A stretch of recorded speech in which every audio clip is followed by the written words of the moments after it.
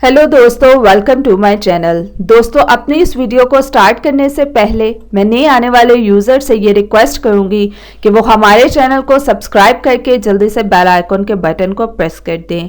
आज की इस वीडियो में मैं आप लोगों को एक बहुत ही आसान और घरेलू टोटका बताने लगी हूँ, जिसको यूज़ करने से आप लोगों को बहुत ही ज़्यादा होने वाला है फ़ायदा।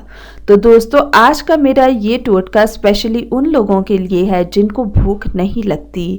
तो मैं आज का ये टोटका स्पेशली ऐसे लोगों के लिए लेकर आई हूँ जिनको भूख नहीं लगती और वो बहुत ज़्यादा परेशान हैं।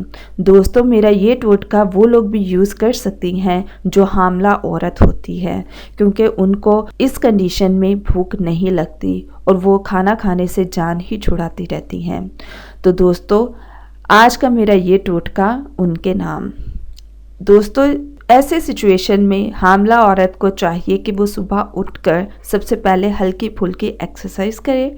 उसके बाद उसको जो नाश्ता करना है वो उसको चाहिए अनार का जूस और साथ में चुकंदर का जूस।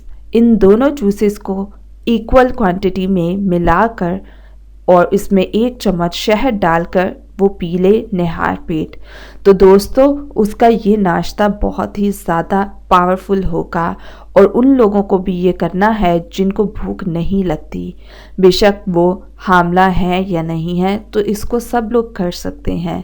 बच्चे भी पी सकते हैं इस ड्रिंक को, हर कोई पी सकता है।